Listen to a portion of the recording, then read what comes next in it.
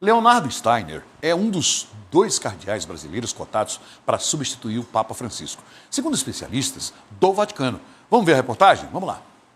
Dom Leonardo Steiner, nascido no interior de Santa Catarina, tem uma longa trajetória dentro da Igreja Católica. Aos 22 anos, ingressou para a Ordem dos Frades Menores, conhecidos por viverem em fraternidade, simplicidade e dedicação aos irmãos. Em menos de 10 anos, foi ordenado padre. Em 2005, o Papa João II o nomeou bispo, onde foi referência para os presbíteros, conselho indigenista, missionário e jovens. Em 2011, se tornou bispo auxiliar da Arquidiocese de Brasília. No ano seguinte, padre sinodal da 13ª edição do Sínodo dos Bispos realizada em Roma. Foram muitos cargos ao longo dos anos, mas em 2019 veio o capítulo que mudou a história do bispo Leonardo.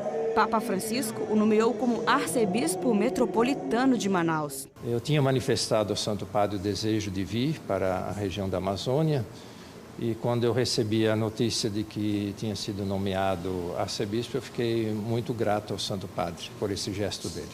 Nesse mesmo período, Papa Francisco levou o tema Amazônia para o centro da igreja, com a preocupação em proteger os povos indígenas e com a preservação da floresta amazônica, decidiu levantar um porta-voz. Foi aí que Leonardo recebeu o título de cardeal da Amazônia. A região amazônica ela é muito simbólica para o mundo, né?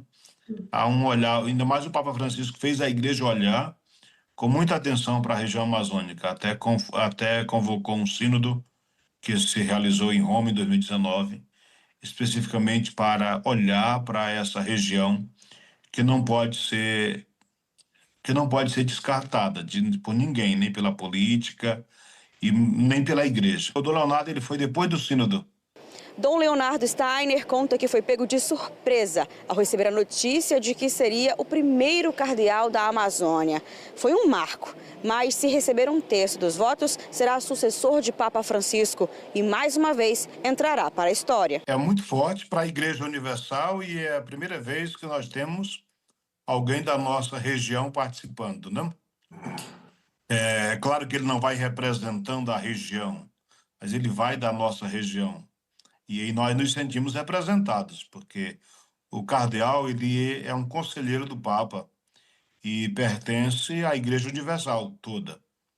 Mas nós nunca tivemos um cardeal que saísse do nosso meio, com quem nós tivéssemos convivência próxima, até porque nunca tínhamos tido cardeal na Amazônia. E de modo que agora ter o Dom Leonardo lá, para nós é uma grande alegria, um sinal de esperança.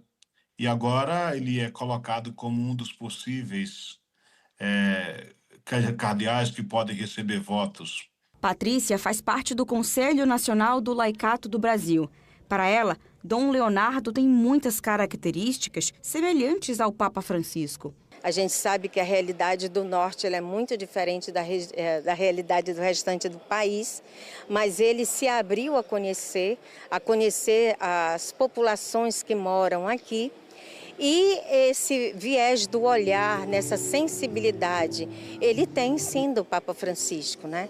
A gente vê muito isso nas homilias dele, na presença que ele se faz conforme as situações. Nós tivemos aí uma experiência bonita da presença dele quando houve aquela situação com os Yanomamis em Roraima, né? Então, isso faz com que ele desponte nesse olhar. Não é à toa que o Papa escolheu para ele ser o cardeal da Amazônia e discutir isso no Vaticano, né? Sobre essa realidade, sobre essa presença dessa diversidade de povos que a gente tem na região. Padre Amarildo explica que, nesse momento, os cardeais podem conhecer melhor um ao outro, para entender a visão de cada um, comparar com as atuais necessidades da igreja e, então, escolher um novo Papa. Essas reuniões são para ver o que cada um pensa sobre a igreja, porque a igreja não pode se fechar para o mundo. Desde o Concílio Vaticano II, um evento extraordinário que aconteceu na igreja em 1962 até 1965, chamou a igreja a dialogar com o mundo e não combater. Então, combater o mal, mas dialogar com o mundo. E não olhar para o mundo com desprezo, mas olhar para o mundo como obra criada por Deus.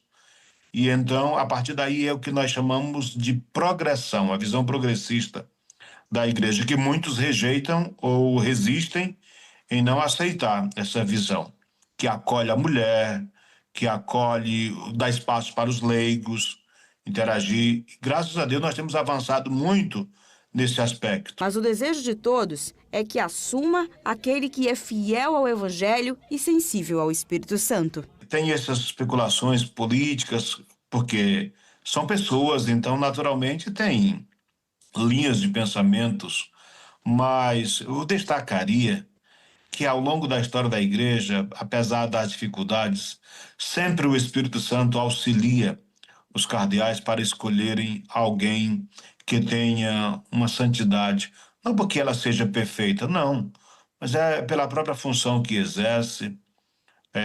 O importante é ser fiel ao Evangelho, do jeito de cada um, porque cada um tem uma cultura, tem uma visão de mundo. E nós teremos, com a graça de Deus, um Papa que vai estar alinhado nesse sentido, com certeza. Agora, nós não temos como fazer apostas, dizer quem que vai ser. Porque tem um ditado que diz que quem entra Papa sai cardeal, e quem entra cardeal pode sair Papa.